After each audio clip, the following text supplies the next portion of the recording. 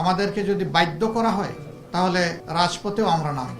নির্বাচনের ফলাফল নিয়ে গণমাধ্যমে খণ্ডিত উপস্থাপনা হয়েছে বলে দাবি করেছেন বাংলাদেশ জামায়াতে ইসলামীর আমির ডক্টর শফিকুর রহমান। রোববার 15 ফেব্রুয়ারি রাতে তার ভেরিফাইড ফেসবুক পেজে এ সংক্রান্ত একটি পোস্ট দেন তিনি।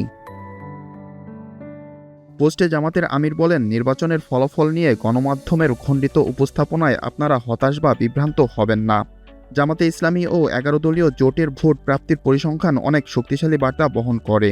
প্রদত্ত প্রায় 7 কোটি ভোটের মধ্যে জামাত নেতৃত্বাধীন জোট 38.50% ভোট পেয়েছে। প্রায় 2 কোটি 70 লাখ নাগরিক এই জোটের উপর তাদের আস্থা স্থাপন করেছেন। এটি একটি বিশাল ও অত্যন্ত তাৎপর্যপূর্ণ জনরায়।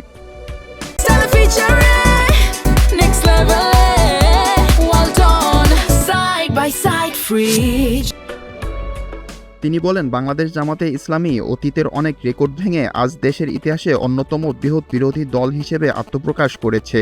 2008 সালে মাত্র 2টি আসন থেকে আজ কোটি কোটি মানুষের সমর্থন আমাদের প্রতি জনআস্থার বহিঃপ্রকাশ। ঐতিহাসিক অগ্রযাত্রার শুরু। দেশের অর্ধেক ভোটার সংস্কার, জবাবদিহিতা ও নীতিভিত্তিক রাজনীতির পক্ষে অবস্থান নিয়েছেন।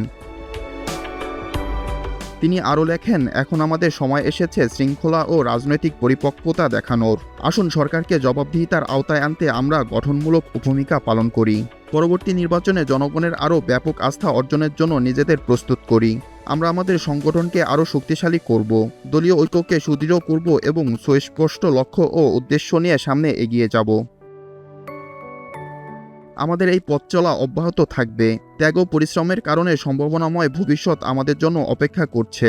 আল্লাহ নিশ্চয়ই আমাদের পরিপূর্ণ বিজয় দান করবেন।